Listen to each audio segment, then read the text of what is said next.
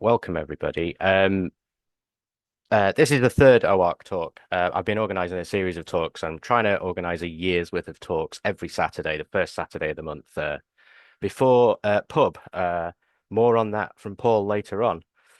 And yes, as Paul mentioned in the intro there, I recently just passed my US tech, so I am now Kilo Romeo for Juliet Hotel Golf. So if I ever go over there, which isn't likely right now, or if I get a remote station going, maybe I've got a nice call I can use there. So um, the whole idea for this talk came out of me messing around making this one day. This is my master diagram that I like to refer to when talking to people about aviation RF. Um, there are various things on here that are more interesting than others, and there are various things on here that are easier to do than others, and it's all going to be dependent on what kinds of things you're into. We'll go through all of the various things in turn. We'll talk a lot about some of them, less so about some of the others. And I will also point out as well, this diagram is in no way related to where antennas are on aircraft, or where signals emanate in specific directions or anything like that. There may even be things missing off here. And if you can help me out with that, please let me know. I'd be really interested in trying to get this diagram slightly more accurate than it is, particularly if you know I've got any of the frequencies wrong. Now, we are a worldwide organization here at OARC. We are not just UK specific. So some of these things may be completely legal for you to do, some of them may be not for you to do. You are on your own with this. You are smart people. You know what you can do. You know what you can't do. You know what you shouldn't shout about doing. And if you are in any way worried about doing this kind of thing, then you found your line. Definitely don't do it. Um, Obviously, enforcement can be sporadic with these things as well. So just be smart wherever you are, and don't go shouting about anything that you found out. So um, we are going to go through. This is just a list of the things that are on that diagram, just to make it easier to go through. Many of you will do some of these things already. Some of you will do them in some capacity already and want to do them in a slightly better way. Some of you may want to upgrade and do slightly more. But I have a feeling that most people will have done probably the first three of these things. And I imagine there's some people that may have done the last one of these things if they need a GPS for any reason, of which there are many, obviously. Um, and the reason that these things are in the easy category is most people have kit that can do this straight off the bat. They can either homebrew something or they can make something very cheaply, or buy something particularly cheap. A lot of folk already have SDRs or radios of some kind. Um, if you have some sort of, hardware for amateur rig, sorry, that can do those ranges, then you're absolutely fine. So they go into the easy category and the decodable category as well. When we say easiness, we also mean how easy is it to decode and to get something going to view the results of that decode. And we'll have a look at that later. I'm saying decode, of course, not everything is decoding unless you're doing it with your ears, I suppose. Um, this is some of the lesser interesting stuff. In no way is this something I know much about in any way, shape, or form. There are many, many people who do this kind of thing, many people who are modulation nerds, ground navigation aids, VHF, things on long wave as well, like the NDBs that we've got down here. As you can see, some of these things are on the way out. These things are obviously only really interesting to you if you want to learn how they work. Um, there may not be hardware available for some of these things if they're at, high frequency ranges. And there may not be software available to view the results of those things. I think this here, I think, is an ILS on the right hand side here, which I pulled off some website. The only thing I will say that is quite interesting, and there are communities that do this.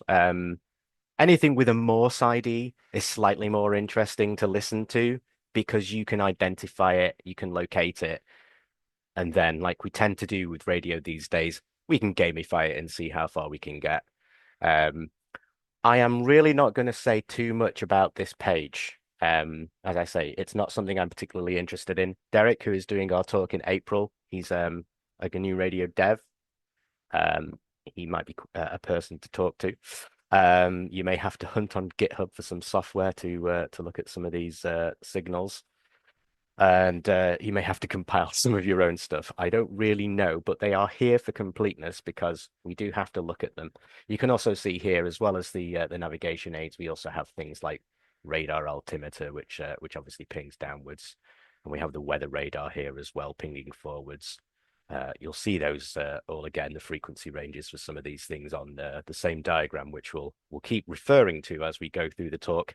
And just to say as well, some of these things are obviously sent only from the ground and received by the aircraft. Some of these things, a signal is actually sent out from the aircraft. So important for us to put those on our diagram and make sure that we get the right frequency ranges for those. Oh, I should say as well, there are clubs for the NDB and the ILS stuff for DXing those kinds of things. And this is our first step where we are here in this easy selection of things. Um, a lot of you will have done this kind of stuff, and I may well be teaching you to suck eggs. But if you are new to the hobby, if you've passed your foundation and you've never done any kind of radio before, or if you're here and you haven't passed a license, I don't know if we have anybody like that, but you're into tech and you want to learn about how RF works, learn about how to make basic antennas and a little bit about the theory. You don't have to do transmitting to do that. You can learn about some of this stuff beforehand, and it may well help you down the line with your amateur career. But we are going to start off with the stuff that most people can tune into with the kit that they already have. You can see here we do have airband voice. We have the very popular ADS-B positions, and we also have the aviation data section over here. This ACARS network, which we'll talk about as well. So starting out airband, I think a lot of people have already have done this, particularly if you've wandered around the outdoors with a scanner or you've done that kind of thing before. Obviously, legally dicey, depending on where you are, particularly if you're publicizing that kind of things. But if you are lucky enough to be in a country that you are allowed to do that, well, lucky you. Um, you can do this with a simple RTL SDR, and I think most people will have something like that. Even some of the older ones will probably be all right for this. Um, Newer ones are probably around about 35 to 40 pounds, I think, depending on which one you go for. Um, and of course, you are going to need a vertical antenna of some kind, either a dipole or a vertical, like a quarter wave ground plane or a discone or something like that.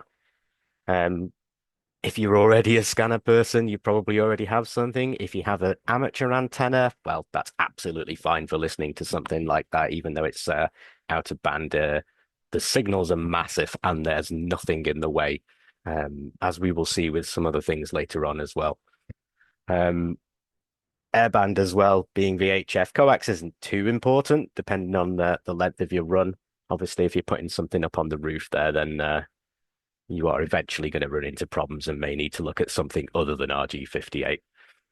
But again, I think I am telling people to suck eggs here. The more interesting thing is, for me, learning about how the airspace system works, learning about what frequencies there are and what services are available. And if this is something you want to do, I would encourage you to learn about your local airspace, learn where planes come from and to, learn to track and follow them as they traverse their way through the air traffic system.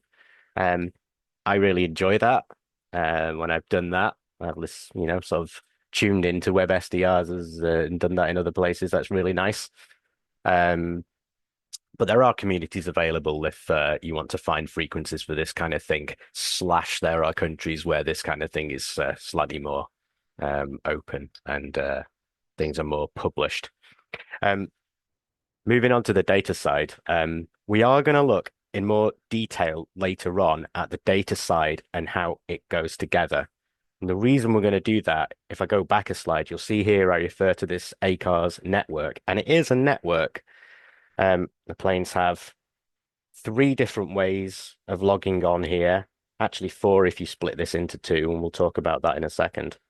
Um, the plane can log on to different ways of getting onto the Aircars network at the same time. I don't know if it I don't know if it does it one and then the next, or whether it does multiple for redundancy, but the planes frequently ping out messages telling us which networks they're connected to, and presumably there is some routing going on here for messaging. I think it's something packety based, AX25E sort of thing. I will look more into that.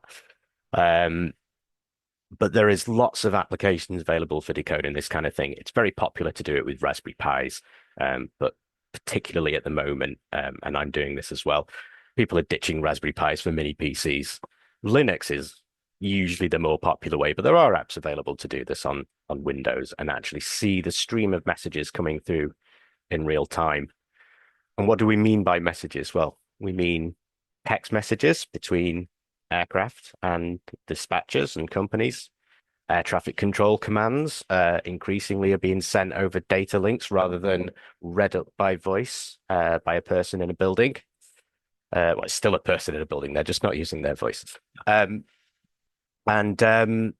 occasionally you'll get, knowledge of problems with this kind of thing as they're happening, and find out more detail about things. So all of that stuff is in play. There are two types. There's the old style ACARS, which I believe dates back to the mid to late 70s, and this newer VDL2, which is increasingly way more in use. Um, and we will look more at the data later on. So the second thing, which is very easy to do, again, for most people, with the caveat that if you do have an RTL SDR, I don't really like using them for HF. I know some people try to do that, and there is a direct sampling. They don't really go much lower than about 24 megahertz, if I remember correctly. I would encourage you, if you're interested, to do any kind of shortwave listening, what we mean 1 to 30 megahertz. Get something decent like an SDR player or an AirSpy HF if you want to go the SDR route. If you're looking to, run audio from either an amateur rig or some other kind of wideband HF receiver, fantastic. I'm sure they're great for the selectivity and sensitivity, probably a little bit more than an SDR, unsure. Um, but obviously, you may run into problems with filters not in the right place, although not particularly too important at HF, I'm going to imagine. Um, and again, there's big signals from these planes, so don't worry too much about coax, especially at HF versus VHF. Big signals, nothing in the way. They tend to go miles. I have a lot of noise here with this system that I have to my left here, and I don't really do too well for picking up amateur signals. FT8, sure, not very much voice, but I get planes from everywhere, far into North and South America and out into Asia as well. They are very high signals over the noise floor. Um, the voice can be quite weak, but the data seems to always get through. Um, but of course, we need to think about propagation with all of this. When you're doing the data, there are automatic scripts available here to follow the bands, as it were, and make sure that we are listening to the right band at the right time of day. And I can help people with those if that's something you want to get into. Um, Particularly for the voice, there are certain families of frequencies. Those are all easily published and available. And it seems like people don't really care too much about legalities when it comes to HF from what I have seen. So I would say genuinely, if you are in the UK, it's pretty cool to listen to planes over the Atlantic and know that they're coming in. That was genuinely um, my entry into HF. I started doing VHF at Scouts when I was much younger, but my entry into HF was having a scanner and loops of wire around my room and listening to planes over the Atlantic, and I was absolutely hooked. Um, the data is the same. ATC commands, messaging, that kind of thing, company stuff. And again, we will look at the applications that are available to bring all of that data together for later display later on in the talk. So this is probably the easiest and I would say sort of bang for buck to reward thing that you can kind of do, whether you're a licensed amateur or um, whether you're someone who isn't licensed yet but who's into tech. It's very, very cheap to get started with this. Um, if you're sufficiently technically inclined, you probably have something lying around like a spare Pi that you ripped out of something years ago that can do this. You can do it on Windows, but a lot of the software stack that's popular for doing this is more geared towards Linux use. And well, there's lots of reasons why you might want to do this. Maybe you're into aviation, you might want to track certain things, or you're doing research. You can get free accounts, as you can see there, for feeding data to some of the commercial websites, which can be quite useful if you want to research a longer flight history. Although there are free websites available, and I would encourage you to try and feed those and help those grow. Um, Legally, nobody seems to care about ADSB, although I would argue, I think that we shouldn't be listening to it because technically it's not for us, but no one seems to care. I just think that's an interesting detail. Um, and it is kind of fun to actually see an icon on a plane moving about. I'll refer back to what I said at the beginning here. It depends what you are into. If you don't like looking at endless log on and log off messages from planes and messages that are in some form of airline code that you can't actually decode, then maybe ACARS isn't for you. Um, but an icon on a map that you can track and that you can try and extend your range and that you can build antennas that are quite small at 1090 megahertz. You don't need a lot of room to play with. Again, you can use an SDR like an RTL SDR for this that you may already have lying around. And you can buy properly filtered and amped sticks. I would recommend that if you are trying ADSB already and you're not happy with the performance, or if you're looking to get into it, try and get yourself a stick that has an amp and that has appropriate bandpass filtering. You will really thank me for it later on if you compare the two. Um, and I will say as well, there are, another reason for doing this is just to make the databases better. If you live near somewhere that isn't particularly well served, maybe you pick up planes that these websites don't know about. A lot of them are volunteer supported, and I myself contribute to the main database that's used by all of the free websites. Um, and I do that by looking at the map for planes that don't have any information, looking at their call sign, doing various bits of Googling and checking images and tracking all sorts of data. So if you're that way inclined, and we'll talk about that kind of thing later on and what my brain is like, um, there is lots of scope here for that. If you like lists and making records, then that's quite good. But also, if you just like watching things move on a map near you and finding out what that helicopter was over you at 2 a.m., that's also quite fun as well.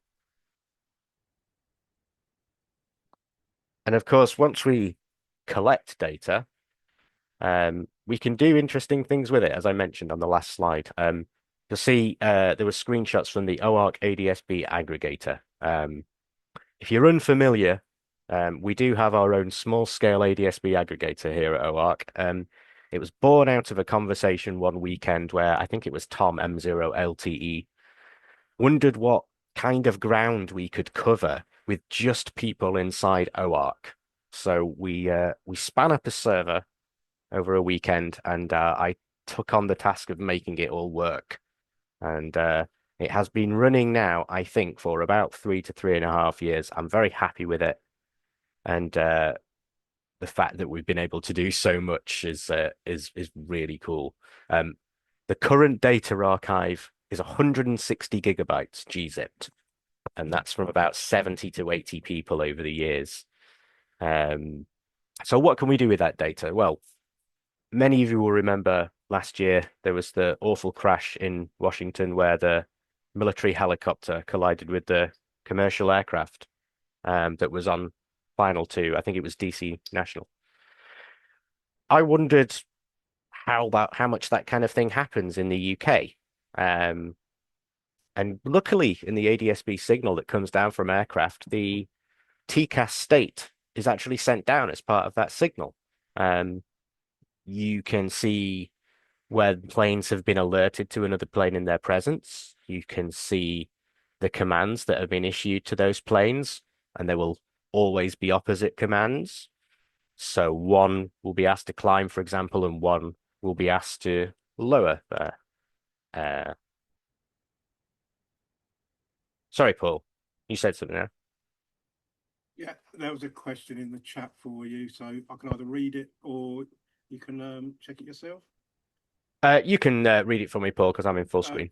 so Jacob says, any suggestions for a loft antenna?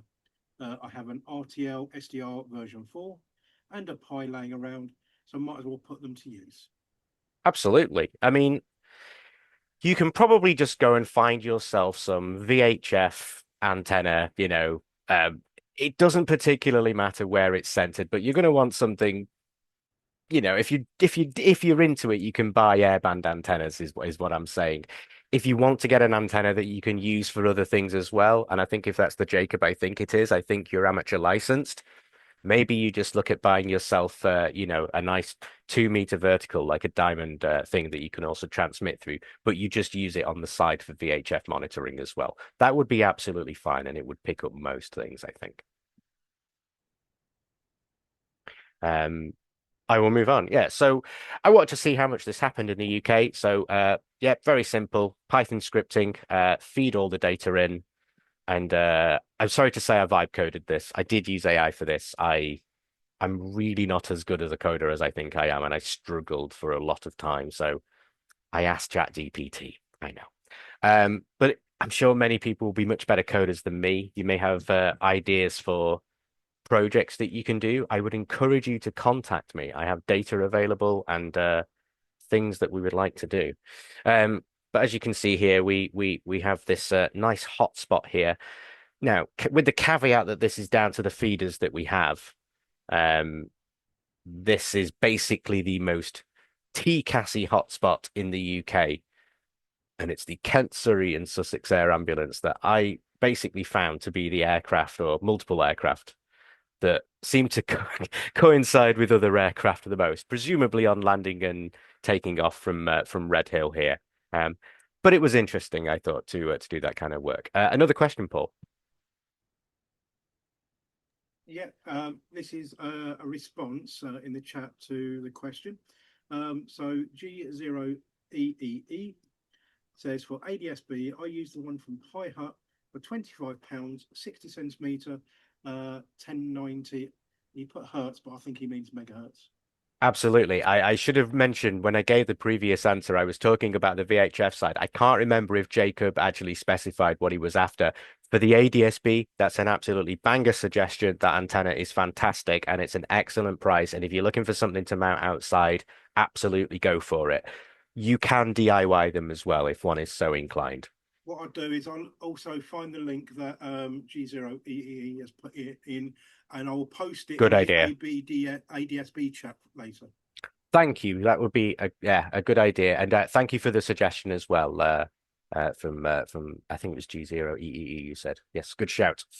So yes, contact me if you have ideas or if you want to do something, or indeed if you want to feed.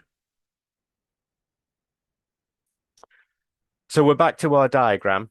Um, we're on to what I would consider the next easiest thing to do and the next interesting thing to do. And that is aviation data via satellite. Now, there's a thing to understand first here. These arrows, as you can see, are double-sided arrows. These are two-way links, but there is a caveat here. One side is the air-to-ground link, one side is the ground-to-air link.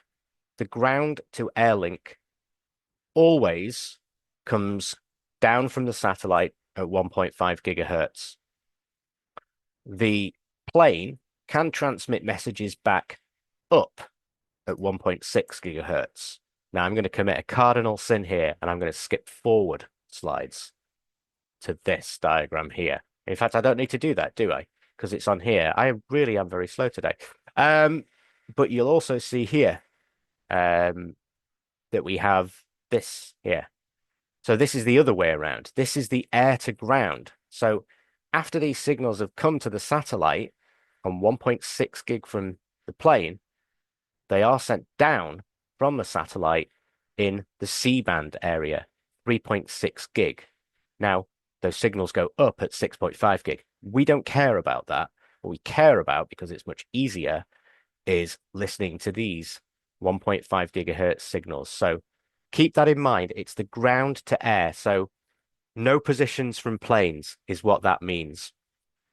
Never hearing the aircraft side of a conversation, whether that be text or whether that be voice, as we'll look at in a second. So just bear that in mind before you get into it. So we can do this, luckily, this 1.5 gigahertz work with most SDRs. RTL SDRs are really good for this. I have a V3 NESDR Smart next to me here, which is listening to one of the Inmarsat ground to air links. There are 6 individual data streams on that satellite, all coming down over 3 different data rates. And if you really slim down a Raspberry Pi 3B plus and with a following wind, it can decode all 6 of those, but usually you can get 5 of them. There's no seemingly difference to what's on each of those 3 data rates. It seems the plane just uses different ways of negotiating. Maybe they cost different subscription fees on Inmarsat. I don't know. But I can't tell you which ones will have certain planes. So just grab the lot. As I said as well, you will hear the ground side of voice conversations between dispatchers and pilots. So no pilot audio, but we will talk about that soon. Finally, there is shipping messages for anybody who's into maritime work, navigation warnings and safety warnings, that kind of thing. Not my bag, but that might be your bag. And as I mentioned on the previous slide, and I mentioned it because it's close in frequency to this L-band downlink from the ground, it is possible to actually pick up those 1.6 gigahertz signals from an aircraft. And I'll show you that on the next slide. It is a very, very poor substitute for properly downlinking those air-to-ground signals off C-band. But it's an interesting technical demo nonetheless. Although you will need to take out the band pass filter and LNA that you will have bought if you are going to do this side of thing properly. You obviously can't leave that in circuit if you're going to try and do a fun experiment like that. But yes, various ways that you can go ahead and do this. You can use a small dish, and especially if you want to get some of the higher bitrate stuff with an appropriate margin of signal, a dish is really nice. But you can just use a patch antenna, and you can just use a feed and a ground plane without a dish. That can work really well. I even managed to decode voice with that setup, with the antenna that we'll see on the next slide. As I said, RPIs, small PCs, very good way of doing this. You can use Windows for it with virtual audio cables and that kind of thing, but it's so much easier to just use software that has been provided to run on things like Raspbian. And there are Docker images available. There are scripts that you can download and run to set these things up.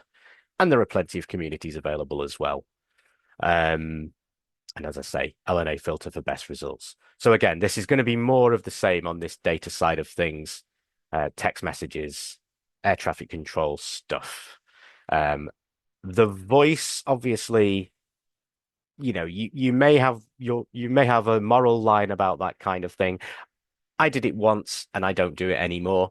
Um, Sometimes the calls can be of a personal nature if there's a problem on board. Um, so yeah, I did it once to say that I'd done it, and I don't really do it anymore because it's not very interesting. If anything is happening, you're probably going to see it some other way, and you don't really need to hear any of that stuff. So this is just a demonstration of doing this without a dish. This antenna pointed roughly in this direction where the 25 degrees east Inmarsat satellite is that covers Europe and I think it's Middle East and Africa as well. Um, so normally uh, there's a 3D printed helix on here. I think it's one of Derek's who's actually in the call tonight. So normally you would bung that on the end of a dish, but I just took it off the end of the dish and put it on the back of a. I think I made a slightly bigger ground plane for it. Danish butter cookies tin, lovely.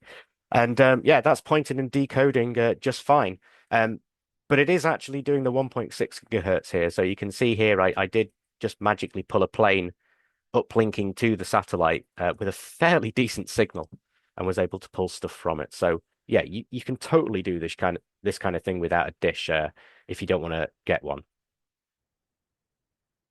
And I mentioned earlier that would kind of bring all of this together and mention the data in one go. This is a very popular way of bringing all of this ACARS data together. You can also hook it into an ADSB stream to view a map as well, which is quite nice because then you can click on a plane and see all of the messages that came from that aircraft. You can also put in keyword alerts for certain things. Um, this station belongs to John 2E0JPT, who I don't think is in tonight, but is on OARC at the ADSB channel. He got me into this big time. This message here is from one of the recently transited American transport flights from US Air Force, the Air Mobility Command. So this is one of the reach flights, and you can see here that there's a non-decoded form of the message that these software pieces of software usually will transform it into a human readable form.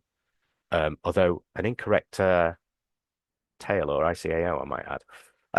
But you can see here, free text. Do you have an ETD? Presumably estimated time of destination. And you can see here all of the information as well about the signal. Has it got the data rate? Don't think it's got the data rate, but you can see there 1.5 gigahertz. So yeah, if you're into certain things, you can put certain things in here, and you can find out potentially more info about why that plane just squawked emergency. Maybe they've sent a message to the dispatcher saying they've got a problem with an engine. Sometimes these things get called upon voice, but frequently there'll be discussions between the company and the aircraft about what to do, where to go, where to divert to. And I'm going to quote the Bible for all of this stuff. The Bald Geek, whose website you can Google, he frequently tells people ADSB is the where, ACARS is the why. And I think that's a really good way of looking at these things. And there are interesting stories on his website where he follows some incidents in real time and shows you what happened. I'd really encourage you to Google the Bald Geek's website and have a look at that. Right, strap in. This is the hard stuff. This is the what many would call the holy grail of aviation data. This is the air-to-ground SATCOM side of aviation data, and lucky enough to have Derek, who's in the call with us today. Hopefully still. He has done this. He has fed the OARC map for a grand total of 1 hour. To facilitate the making of a YouTube video on his channel, which is an excellent channel, and go and have a look at that. As you can see, we've now moved up. We've now moved up to 3.6 gigahertz, which is where things start to get slightly more complex, mostly for the reason that a lot of this stuff can't really buy it. There was a particularly well-used LNB made by Titanium Satellite, which has gone out of manufacture now. If you can find them secondhand, yeah, fantastic. But yeah, the SDR as well. I mean, There are SDRs that go up this high, um, but you'll more likely be wanting to down convert. And if you're going to down convert, do you buy something that's a couple of £100, or do you try and make something or homebrew something or follow someone's guide?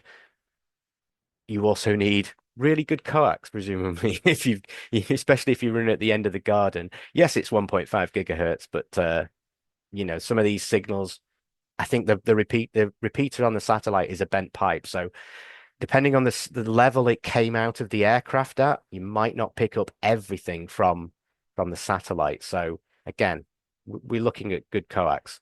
So for that reason, or for those reasons, this becomes really challenging and goes into the difficult category. Um, so yeah, as I said, it's the air to ground side. There are the three different data rates as well. Obviously those are going to be downlinked back down. So um, that link happens at that same data rate back and forth. Um, and if you're lucky enough to figure out where on the where on the sort of bandwidth of the repeater on the satellite they are, that you'll occasionally catch the air sign of those voice conversations as well. Um, you definitely need a big dish to do this. Um, we will check with Derek later on in the Q&A section what size his dish is, but the Bald Geek recommends, I think, 2 to 3 meters, probably 2.5. Um, medium dishes will work, but you will probably pull in less stuff. Maybe you can offset that by having a shorter coax run or better coax. Remember, these things are link budget calculations. And I know that there are many people in here who will have done that kind of thing, whether on the amateur side or even in the professional side. I know for some of you. Um, and yeah, as I mentioned, you are probably going to have to homebrew something, and you're probably going to also need a GPSDO to stop your LNB drifting. Um, you can't get away with that as much on C band as you can on L band. Um, the other thing that you are going to have to look at as well, because this gets harder the higher you go up in frequency, you're going to have to deal with the drift of the satellite. Now, some of these satellites have been in orbit now for quite a number of years, and as satellites have been in orbit for a number of years, they sometimes don't have enough fuel as they would need to correct. So these satellites, if you follow the mouse pointer here, if you imagine it over a day, you imagine them starting at the equator, they will go up, and then maybe halfway during the day, they will be here back at the equator again. And as you cycle back round, they'll be back to the equator again. Now, it's only, I forget how many degrees. I guess it's like 5 or 10 degrees. But as soon as that starts dipping out of where you're pointing with your dish, you are going to lose signal. On L band, I can get away with it the whole time without moving. But I know that you can't on C band. So a rotator is preferred unless you want to move your dish a few times a day. I do know that there are people who do that. Um, a decent PC required to process the data is probably good as well. You will be listening to multiple streams of data here if you want to actually decode everything. So we're not looking at Raspberry Pis anymore. We're looking at laptops. We're looking at mini PCs. I don't know about an N100. I don't know. Probably something a bit more than that will be better. Um, but there's a problem, and it's this problem, and it's going to make everything very, very bad for you. And I scanned my spectrum around 3.6 to about 3.8 gigahertz a few months back, and all I picked up was a bunch of 5G, um, probably to a strength and a closeness physically to my location that I'm probably not going to be able to do C-band ADSC, unfortunately. So little bit disappointed. Um, I know the test I did wasn't perfect. As soon as you put a dish in it, you do have, a more focused beam, but I know there are people who have tried it and even that wasn't enough. So I have reached the end of my journey with L-band, sadly. But if you want to go ahead and do this, it will be very, very useful to a lot of people. Um, as I mentioned, there are free websites. If you're more of a Flight Radar 24 fan or Flight Aware or something like that, there are free websites that do this that don't charge for data or all open source software. Not a lot of them have ADS-C, so if you can do it and you can feed those guys, they will like you very, very much. Um, it is a niche community, but you will definitely get help on how to do it because they are desperate for redundancy. Um, so yes, if you want to get started, please tell me. I can put you in touch with people, and you will make those people very, very happy. So this is just a quick look at someone's ADS-C setup here, just to give an idea. Fairly large dish, fairly robust commercial LMB. I think that might be a titanium. I'm not sure. This is the kind of thing that you're going to see. It says 1.5 gigahertz. I think that is the down converted frequency, I think there. Um, these are all of the pings coming in on various different channels at various different data rates from all of those planes around the world. As you can see, they are many. So the last part, how do we present all of this data? Well, realistically, it's going to be Linux. I'm going to tilt that around and hopefully you can see my aviation data station over there. Hopefully, because I can't see my camera. Um, I'm using a bunch of Raspberry Pis, but I'm in the process right now of 3D printing a rack. And that's just finished, so that can go over there. And I'm probably going to buy a mini PC, put a load of SDRs on a couple of shelves, link everything up, and have it all in one nice, neat package, and ditch the RPIs. I'm starting to reach the end of what a Raspberry Pi can really do, especially running multiple SDRs at the same time. Um, but there's plenty of apps to do this kind of thing, whether you're doing something from one of the commercial ADS-B sites and grabbing their software, or you're going on GitHub and downloading some Docker setup or whatever. There's plenty of stuff available to help you. There's Discord servers available with people who will help you, and yeah, it very much depends which side of things that you want to do. You'd probably be best advised to actually learn some Linux as well if you're going to be doing a lot of this stuff. Um, Basic Linux admin is a good thing to learn if you haven't done this kind of thing before. Starting, stopping services, starting, stopping apps, editing config files. Um, Running a station like this will help you with all of those skills if you've never done Linux before. I would actively encourage you to try that out. And as I said, this ACARS hub down here, that is the main tool that a lot of you are going to be using if you're going to get into tying all of this stuff together. Failing that, um, TAR 1090 for your map, just to display your nice icons on there. Um, if you are going to do something a little bit more involved, I would recommend that you try and diagram out some sort of network map. A lot of this is data and messages flying between different processes and different ports and potentially different machines on your network as well. It can get a bit complicated sometimes. Diagram it out in something, make sure you understand it, and you will understand it eventually. Um, but at first, it can be overwhelming. Um, if you've looked at the page that I wrote on the OARC wiki about how I put together the OARC ADSB server, you'll know what I mean. So yes, definitely look at small PCs, N100s, Dell Optiplex I'm looking at the moment to replace my 3 Pis. And the other thing I'd say as well is that bigger PCs are probably a lot better shielded as well to RFI than RPIs, which are absolutely awful, especially if you've not got it in a metal case. Um, ferrites, ferrites. So I'm going to finish up. This is my last slide. What next? Have a think about what you want to do. Have a think about your next purchase. Do you want to get into VHF? Do you want to get into HF? Are you looking at getting some antennas mounted outside? You haven't thought about it. Maybe this is a thing that will push you in that direction to improve your results. Or maybe you want to get started making antennas. If you're particularly new to foundation, Maybe you want to learn about wavelengths and about antenna theory, start making an ADS-B antenna. Really simple quarter wave on a spider with a spider radials. You can do it on a BNC chassis really, really cheaply.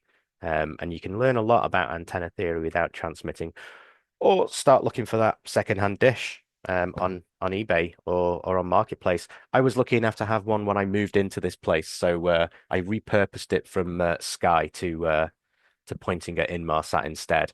Although, and I don't know if I told you this, Derek, but I will be moving that dish to Electro when we get the geostationary weather satellite back over Europe. That's easy to decode, which we don't have right now. So maybe I'm going to need to get a second dish.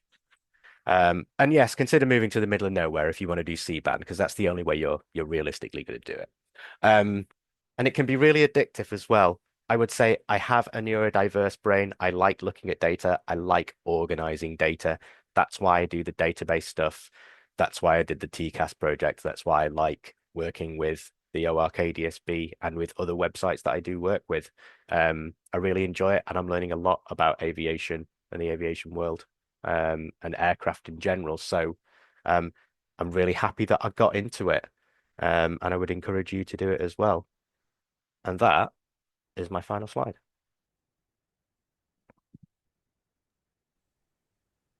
Unfortunately, I can't seem to stop my slides. Ha ha!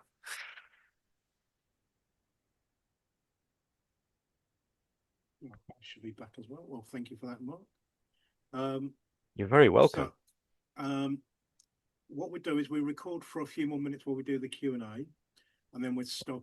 If there's any other questions after that, you can always ask in pub if you think of something later. Yeah, I'm going to be at pub later on. If you want to jump in and talk anything about aviation data, feel free. We'll actually Basically, talk radio during a pub, Paul.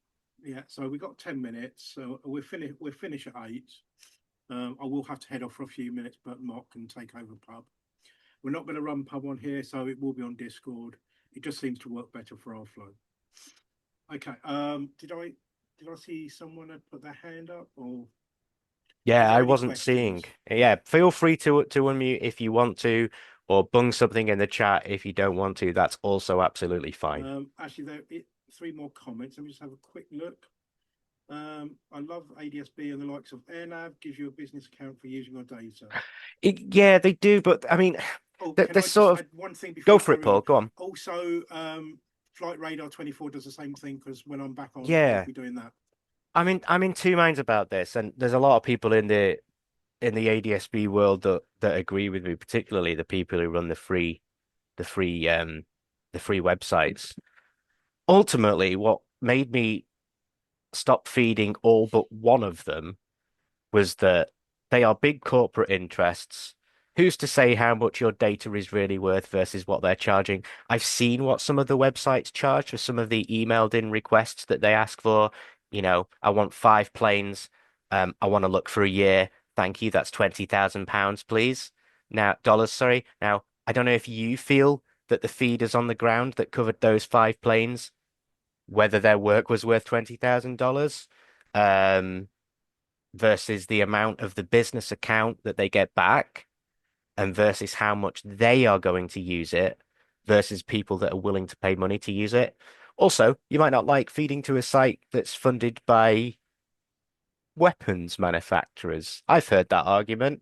Um, I think the point I'm here still feeding one. is It's up to you. You do your due research. diligence. Yes, indeed. Yeah. Which is why I Um, will never sell your data on ORKDSP. is there any more questions? Either put your hand up, unmute yourself, put your Yeah, camera please. on. Try and do some basic sign language to me.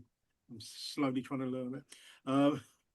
Or ask in the chat. I just wanted to pick up a point. G0EEE. I mean, yeah, absolutely. New to all of this while still a full. Aren't we all learning though? I mean, there's plenty of people who do amateur radio only, but don't do like receive only tasks. Yeah. I mean, it's quite You fun. literally get Just people on depends what pub you're into. who'll go, Um, yeah, I've been licensed for 10 years and I just have a bow thing. Yeah. yeah, So exactly. I was everybody's licensed got for 10 different years interests before I and pushed things. the button once. Yeah. So, yeah, absolutely.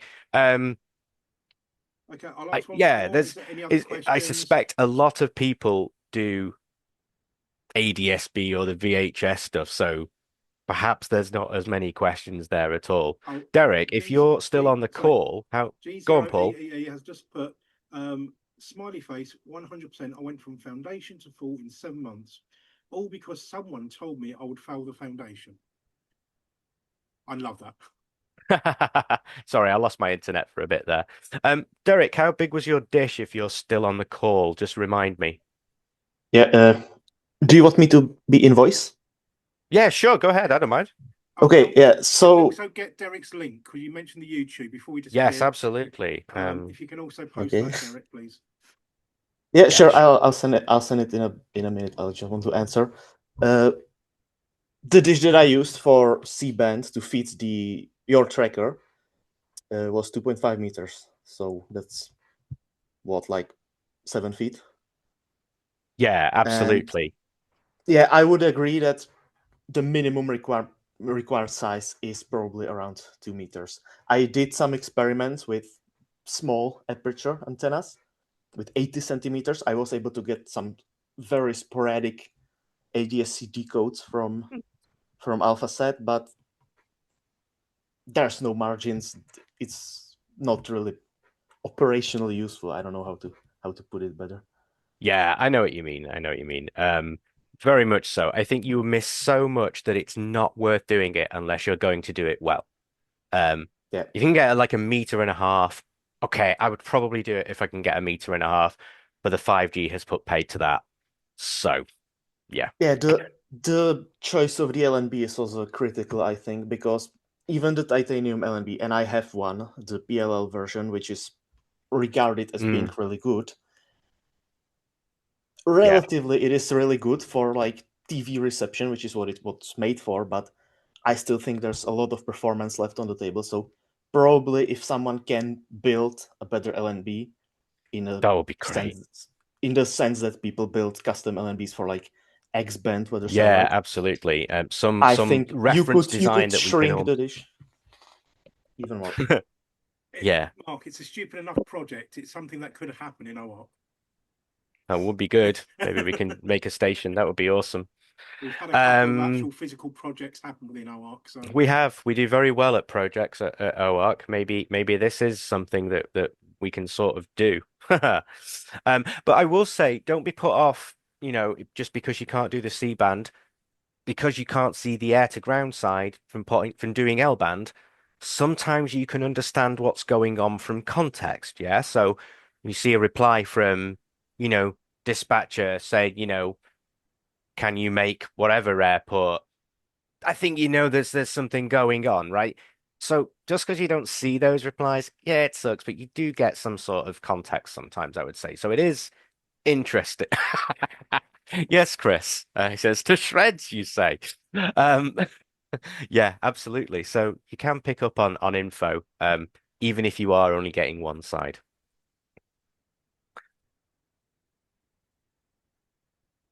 When's the chat about Poxag?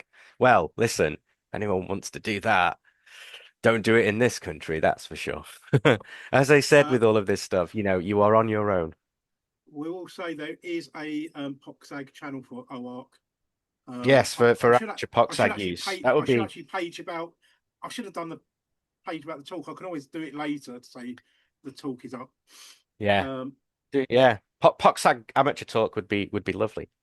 yeah, I'd love that. but we'd have to do Um, it in 70 character messages over POXAG. anybody got any other questions before we wrap up? Because I want to make sure we can all get to pub. Okay, so there's the link from Derek. Inmarsat video in question. I do plan to do a deeper dive hopefully this year. I'll copy that and I'll post it on the ADSB Boy, chat. my internet is struggling slightly. Say that again, So, Paul. so I'll post that message from Derek in the ADSB chat. Thank you, Derek. That's And great. Yeah. I think what we do is if we can end the recording here,